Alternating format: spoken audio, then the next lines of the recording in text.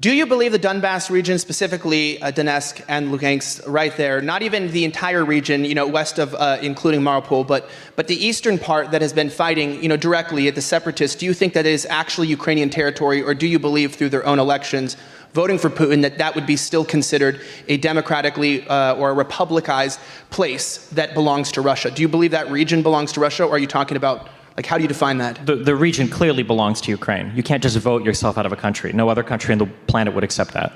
But it is not just a vote. With the Minsk agreement, this is international. This was internationally recognized. The Minsk agreement was not a guarantee that these would be separated states like Russia's tried with other countries in the past. The Minsk agreement was attempting to get a ceasefire, and that was broken on both sides, which is internationally recognized. It wasn't only Ukraine that was breaking on that.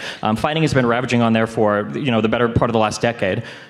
Yeah, so my point is that, yes, it did recognize, because it did allow for even independent elections and self-governance. So when you have self-governance and you have states saying, we do not want to be a part, we do not believe the election was fair and free, which, by the way, in America, the only election that we have that was fair and free was 2020. 2016 was hacked by the Russians, and 2022 might be hacked too, but we know a little bit about that.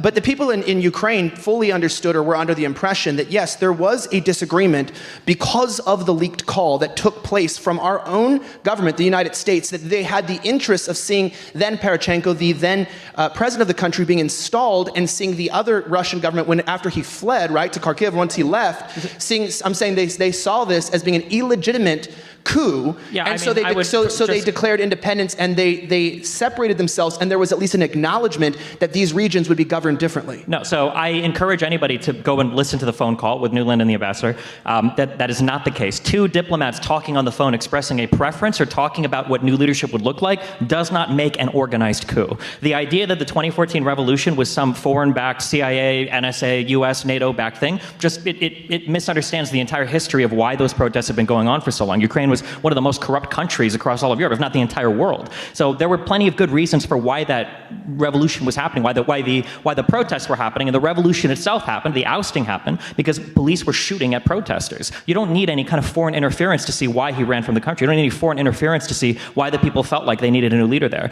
And the idea that we would just accept a separated breakaway states in the east, like what Russia has already done with Georgia, with Abkhazia, and with South Ossetia, with what Russia has already done with Moldova, with Transnistria, that wouldn't be an acceptable outcome, any more than it is that they already invaded Crimea and stole that piece of land from Ukraine as well. You can't allow Russia to continue to go in to send their own, not even arms, but their own military, and then break off sections of Ukraine and say, oh, well, these are going to be independent breakaway states now, while we ship in our own military, our own arms, and our own passports, until eventually it looks just like every other breakaway state that Russia's created. That's just a total violation of Ukraine's sovereignty. There's no justification for it.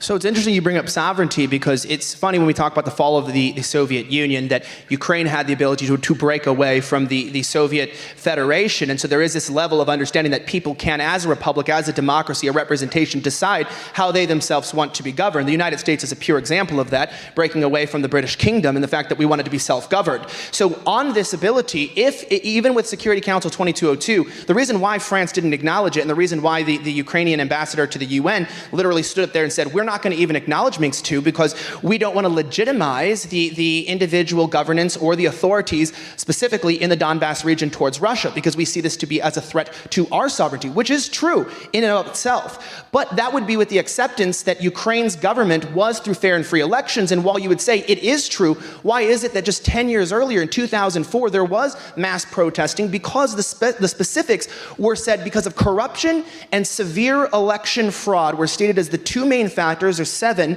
but two main factors of why the 2004 election was considered to be defunct, and why there had to be even a recall and a re-election, there had to be revoting, because they said that these elections were not reliable, that Ukraine was suffering deeply under a problematic influence from foreign governments, foreign actors, both Russia and the United States. So 10 years earlier, we have an entire problem of an election, but 2014, when there's clear signs that there's Western interventionism involved, and by the way, that's why I said I would not make the defense for Putin, because there's definitely Russian influence going on as well.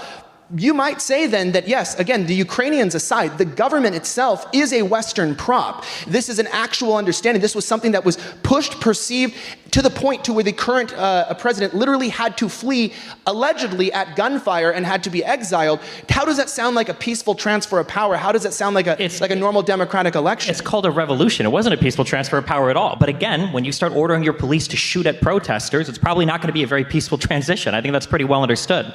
The idea that there was some sort of installation of a new government when the interim prime minister was literally the opposition majority party leader, it doesn't make sense to say that like that was some guy that was installed, what, years before by the West or years before by NATO? They're just this conspiracy, this idea that there was some foreign backing to what was happening in Ukraine doesn't make sense. And when you go to 2004 and you say, well, people accuse those elections of being fraudulent too, that's different. That's not comparable to 2014 where Russia makes an accusation and then invades and steals land from Ukraine. No, or at least unless I missed it, I don't recall France or Germany or any Western NATO country going in and stealing land from Ukraine because they were saying that the elections weren't fair and free. Usually when we say that happens, we just criticize the country and we kind of move on from it. We didn't steal anything from Belarus. We didn't go down to Venezuela or Bolivia or any of these other countries, or at least not the past 30 years, and try to steal land from them. So I don't think that the accusation that in 2004 we said the election wasn't fair and free, and then in 2014 Russia says it's not fair and free, these aren't comparable because we weren't moving in to steal land afterwards. This is rewriting the rules of how foreign affairs work. We just don't do this anymore.